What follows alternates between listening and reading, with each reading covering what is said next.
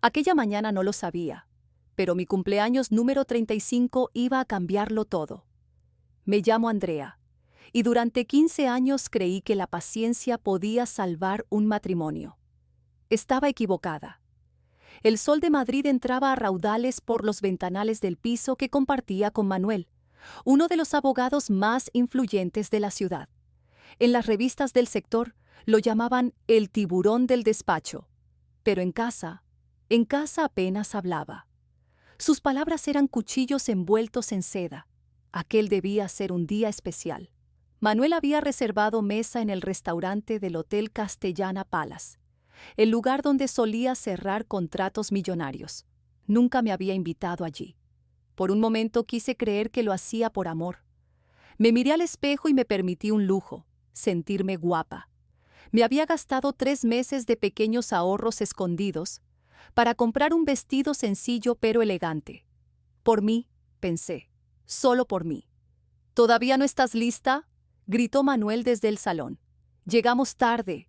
Respiré hondo. Me puse el labial rojo que él odiaba, el mismo que a mí me hacía sentir viva, y bajé las escaleras. Manuel, impecable con su traje italiano, ni levantó la vista del móvil. Por fin, murmuró mirando su reloj. Vámonos. El trayecto en su Mercedes fue un silencio incómodo. A medio camino, soltó un comentario seco. Te ves diferente, diferente. No bonita, no radiante, diferente. Como si fuera un experimento fallido. Al llegar, el maître lo saludó por su nombre. Todos lo conocían. A mí, en cambio, nadie me veía. Pero aquella noche, me juré, sería distinta. El restaurante brillaba con una elegancia casi intimidante. Manuel pidió vino sin consultarme, como siempre. Y entonces apareció ella, Nerea, socia de su bufete, alta, segura, con esa sonrisa que parece conocer secretos ajenos. Manuel, qué sorpresa, dijo acercándose. Nerea, qué gusto verte. Te presento a Andrea, mi esposa. Ah, la famosa Andrea, respondió ella con una sonrisa que no llegaba a los ojos. Por fin te conozco. ¿Manuel habla tanto de ti? Mentira. Manuel jamás hablaba de mí, ni en casa ni en su trabajo. Antes de que pudiera reaccionar, él la invitó a sentarse. ¿Nos acompañas? Y lo que debía ser una cena romántica se transformó en una reunión de trabajo. Ellos hablaban de casos, clientes, cifras. Yo solo escuchaba el sonido del hielo derritiéndose en mi copa, hasta que Nerea se giró hacia mí. Andrea, ese vestido es precioso, aunque... Se inclinó y susurró. Tienes el maquillaje un poco corrido debajo de los ojos. Sonrió con falsa dulzura. Sentí un calor insoportable en las mejillas. Me excusé y fui al baño. Frente al espejo, vi lo que quedaba de mí. Una mujer que se esforzaba demasiado por agradar a quien ya la había dejado de mirar hace años. Arreglé el delineador y regresé. Los encontré riendo. Manuel me miró con una mezcla de burla y fastidio. Te falló el maquillaje, ¿eh?, dijo en voz alta. Por eso te digo que no te arregles tanto. No sabes hacerlo. El silencio en la mesa se volvió cuchilla. Nerea bajó la mirada. Yo tragué saliva. Es mi cumpleaños, susurré. ¿Y eso significa que debo mentirte?, replicó él. Mira a Nerea, elegante, sobria, sin excesos. Tú pareces... No terminó la frase. No hacía falta. Ya estaba dicha. El camarero se acercó con una botella de champán. Cortesía de la casa para la cumpleañera. Manuel soltó un suspiro molesto. Ni siquiera sabes disimular que has estado llorando, dijo sin bajar la voz. Entonces lo comprendí. A veces el amor no se muere, lo matan a fuego lento. Me levanté despacio, con la calma que solo da la certeza. Disculpad, no me encuentro bien. Andrea, no empieces con tus dramas, susurró Manuel sin apartar la vista de Nerea. Pero ya no era drama, era decisión. No hay drama, Manuel, solo dignidad, dije y me giré hacia la salida. Dejé atrás el murmullo del restaurante, los cubiertos tintineando y la risa que no era mía. Afuera, el aire de la Castellana me golpeó el rostro. Paré un taxi. Mientras el coche se alejaba, Las luces de Madrid se volvían borrosas tras las lágrimas, pero no eran de tristeza, eran de despertar. Entré en nuestra casa, su casa en realidad, y miré alrededor. Todo era caro, perfecto, vacío. Por primera vez en años, sentí que la vida me estaba esperando, fuera de esas paredes. Cuando subí las escaleras aquella noche, supe que algo dentro de mí se había roto para siempre. No lloré, no grité. Simplemente lo entendí. El vestido que tanto me había ilusionado, el mismo que Manuel había despreciado con una mueca de fastidio, descansaba sobre la cama como símbolo de todo lo que ya no era. Lo doblé con cuidado, como si enterrara un sueño, y abrí el armario. Detrás de unas cajas, esperaba una maleta pequeña, la misma que compré 3 meses antes, el día que mi marido olvidó nuestro aniversario por 4ª vez consecutiva. Esa maleta no solo guardaría mi ropa, iba a llevarse mi dignidad, mis miedos y todo lo que quedaba de la mujer que había sido. Metí lo justo, un par de mudas, mi cuaderno viejo y las joyas que heredé de mi abuela. Las que Manuel me regaló por compromiso, las dejé. No quería llevarme nada que oliera a culpa. En el escritorio, con mano firme, escribí una nota. Manuel, te dejo el vestido que tanto te disgustó y tu apellido, que ya no quiero llevar. Andrea. Dejé el anillo sobre el papel. Por primera vez en años, respiré hondo sin sentir un nudo en el pecho. Bajé despacio las escaleras, con la maleta en la mano y el corazón ligero. En la cocina, Lupe, la mujer que nos ayudaba en casa, me miró con sorpresa. Doña Andrea, ¿está bien? ¿A dónde va tan tarde? Estoy bien, Lupe, mejor que nunca. Le sonreí, sincera por primera vez en mucho tiempo. Tomé las llaves del Volkswagen. A Manuel nunca le gustó que condujera su Mercedes. No es coche para una mujer, solía decir. Aquella noche, cada kilómetro era una victoria. Mientras salía de Madrid, marqué un número que conocía de memoria. Nerea, voy para Valencia, le dije con la voz temblorosa. Mi casa es tu casa, hermanita. Ven sin explicaciones. Respondió sin dudar. La autopista estaba desierta. Las luces iban quedando atrás como los años perdidos. La noche era clara, y a cada curva sentía que dejaba atrás no solo a Manuel, sino a la Andrea sumisa que había aceptado vivir apagada. Llegué pasada la medianoche. Nerea me esperaba despierta, con una taza de té caliente y ese abrazo que solo una hermana puede dar. «Feliz cumpleaños, Andrea», susurró mientras me envolvía entre sus brazos. Lloré, pero por primera vez eran lágrimas de alivio. Esa noche, entre risas y confesiones, le conté todo. Cómo Manuel había pasado de ser el chico encantador de la universidad al hombre frío y calculador que me hacía sentir invisible. Cómo sus comentarios, disfrazados de bromas, habían ido destruyendo mi autoestima. Nerea señaló un cuadro colgado en su sala, uno de los míos. «¿Te acuerdas cuando pintabas?», me dijo sonriendo. «Tenías talento. Manuel te convenció de que era una pérdida de tiempo». No respondí. Solo la abracé. Había olvidado quién era. A la mañana siguiente me despertó el olor a café recién hecho y el canto de los pájaros. Por primera vez en años, no tenía que temer el sonido de sus pasos por el pasillo, ni preparar su desayuno perfecto. El silencio era libertad. El móvil comenzó a sonar. «Manuel». «¿Dónde estás?», dijo con su tono autoritario. «En un lugar donde puedo respirar». «¿Es por lo de ayer? Ya sabes cómo soy. Estaba estresado». «Siempre estás estresado, Manuel. Siempre hay una excusa para humillarme». «Estás exagerando. Vuelve a casa». «No voy a volver», respondí con calma. Hubo un silencio. «¿Encontraste la nota?», pregunté. «Sí», dijo seco. «¿Qué pretendes con esto? ¿Llamar mi atención?». «No», respondí. «Pretendo recuperar mi vida». Colgué. Apagué el teléfono. Nerea me observó con una mezcla de orgullo y ternura. «¿Y ahora qué?». «Ahora voy a redescubrirme», dije mirando el sol que entraba por la ventana. Una semana después, mi teléfono no dejaba de sonar. Manuel alternaba súplicas con amenazas. Ha congelado nuestras cuentas conjuntas, le dije a Nerea mientras desayunábamos en la terraza. ¿Te sorprende?, respondió ella sirviendo más café. Siempre ha usado el dinero como cadena. Lo sé, suspiré. Pero esta vez guardé una llave para mí. El viento traía olor a azahar desde las calles de Valencia. Cerré los ojos y sonreí. Por fin, la historia ya no la escribía Manuel, la escribía yo. Manuel nunca supo que mi abuela me había dejado una pequeña herencia. No era una fortuna, pero sí lo suficiente para sentirme libre. Y esa libertad, en ese momento, valía más que cualquier cuenta bancaria. Aquella mañana, Nerea me llevó a la escuela de arte donde daba clases. El olor a óleo, a lienzo recién estirado, a sueños sin estrenar, me golpeó de lleno.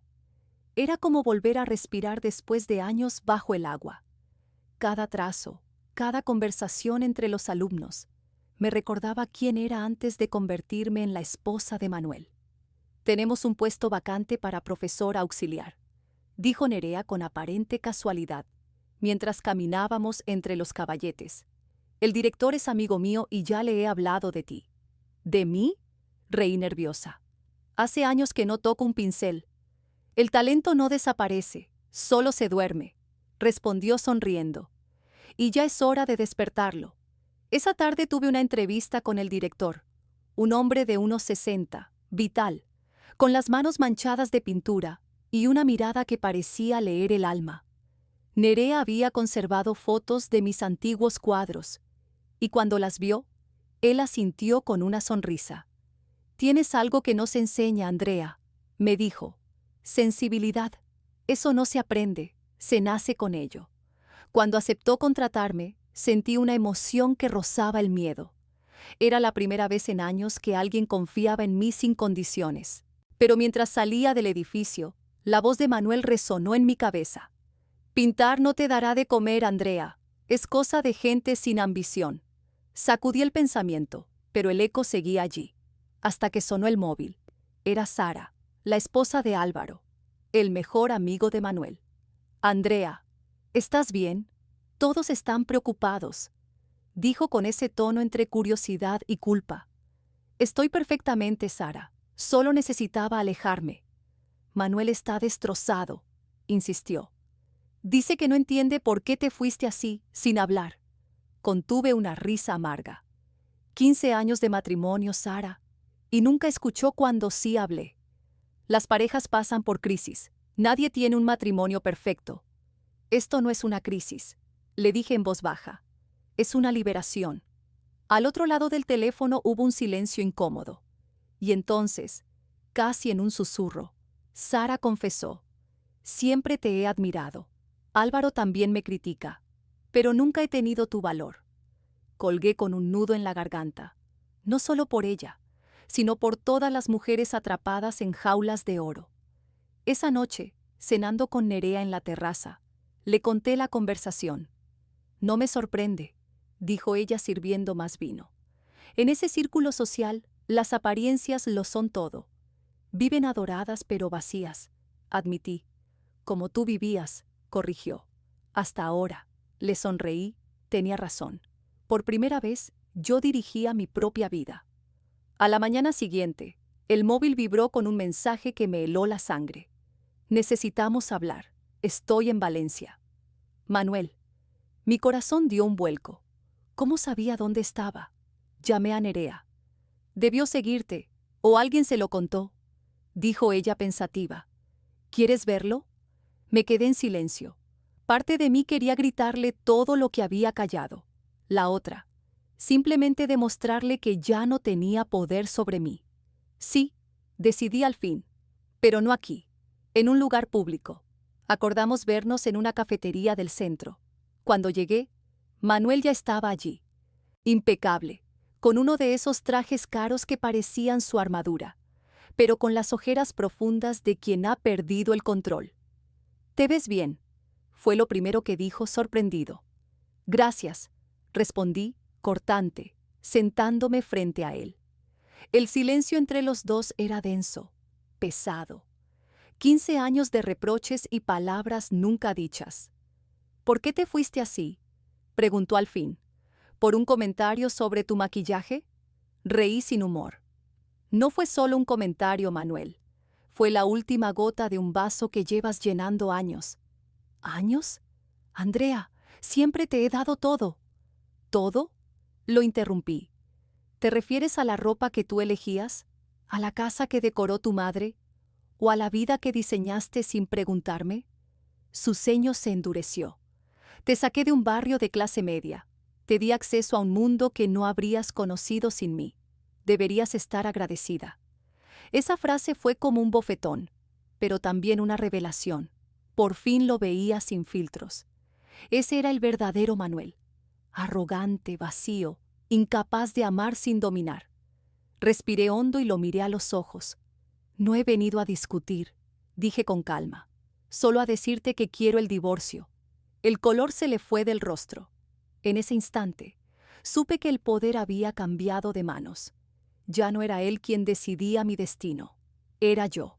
No puedes estar hablando en serio, dijo Manuel, con esa mezcla de incredulidad y soberbia que tantas veces usó para desarmarme. Nunca he hablado más en serio en mi vida, le respondí sin bajar la mirada. Por un momento su tono cambió. Ya no era el abogado arrogante, sino un hombre acorralado. Andrea, sé que cometí errores, dijo casi suplicando. Podemos arreglarlo. Iré a terapia, lo que quieras. Es demasiado tarde, contesté sorprendida por mi propia calma. Ya tomé mi decisión. Entonces, el Manuel de siempre regresó.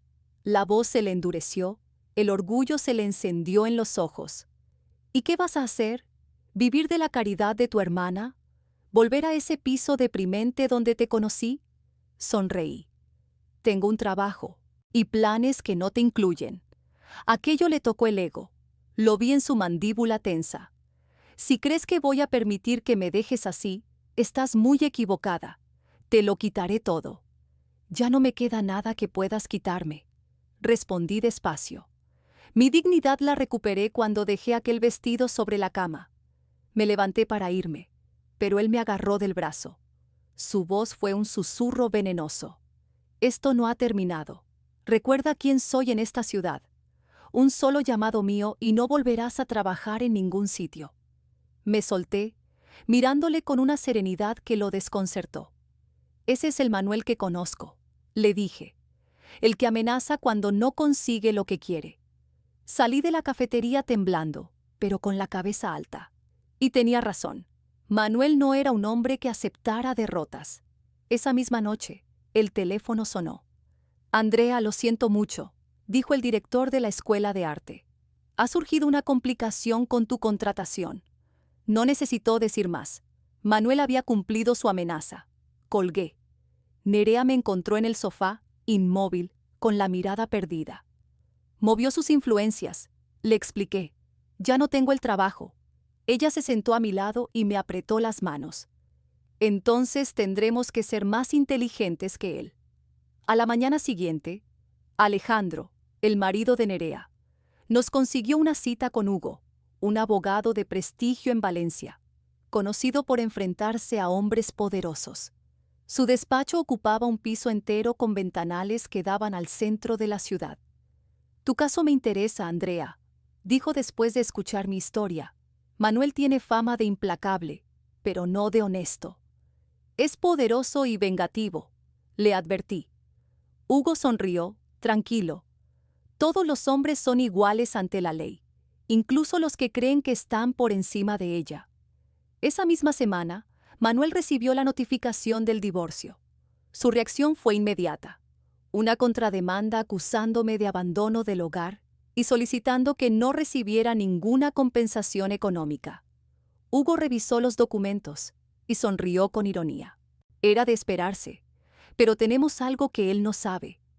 Durante años había guardado sin saber por qué mensajes humillantes, correos crueles, incluso grabaciones de discusiones, donde Manuel mostraba su verdadera cara. No por venganza, sino por instinto de supervivencia. Hugo los escuchó en silencio. Esto es oro, dijo finalmente. Lo que te hizo no solo fue desprecio, fue maltrato psicológico. Con esto, el juez verá quién es realmente. Aún así, necesitaba rehacer mi vida mientras el proceso avanzaba. Y ahí apareció Natalia, una galerista reconocida que Nerea conocía desde hacía años. Su galería era pequeña, pero respetada. Y lo mejor, independiente de las influencias de Manuel.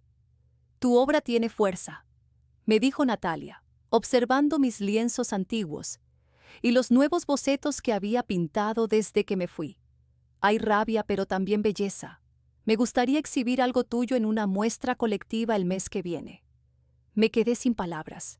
Era la oportunidad que había soñado sin atreverme a admitirlo. Acepté. Y durante semanas me encerré a pintar como si cada pincelada fuera una respiración nueva. El olor del óleo, el tacto del lienzo, los colores vibrando en la luz de la tarde. Cada trazo era una forma de volver a nacer. Mientras tanto, Manuel se negaba a firmar cualquier acuerdo. Rechazó la primera propuesta, luego la segunda. Quería castigarme, dejarme sin nada. Hugo lo resumió con una sola frase. No busca justicia, Andrea. Busca controlarte. Pero ya no puede. Y tenía razón. Por primera vez en mucho tiempo, yo tenía algo que Manuel no podía comprar, manipular ni destruir. Mi paz, mi arte y la verdad. Hombres como Manuel no soportan perder el control. Están tan acostumbrados a dominar que cuando alguien se les escapa de las manos, simplemente se desmoronan. Una tarde recibí una llamada inesperada.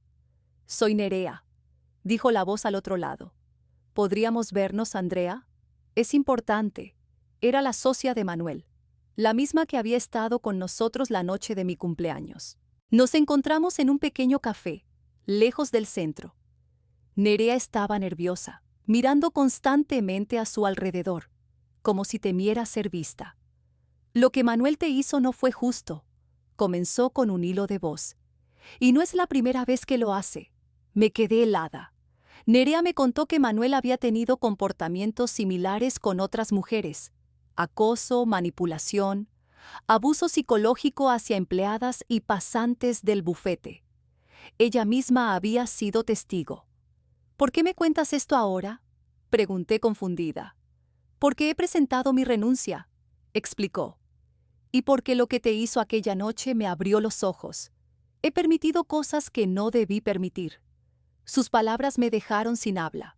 Nerea, una mujer poderosa, también había sido víctima de su encanto venenoso. Y lo mejor, se ofreció a declarar en mi caso. Su testimonio sería crucial, viniendo del entorno profesional de Manuel. Mientras tanto, mi vida tomaba un nuevo rumbo. La exposición colectiva en la galería de Natalia fue un éxito inesperado. Mi serie de cuadros, titulada Liberación, con mujeres despojándose de máscaras, atrajo a críticos y coleccionistas. Vendí 3 obras en la noche de inauguración. Entre los asistentes, una mujer elegante se acercó a mí. Carmen, redactora de Arte y Cultura Hoy. Se presentó. «Tu trabajo tiene una honestidad emocional que escasea. Quiero escribir sobre ti».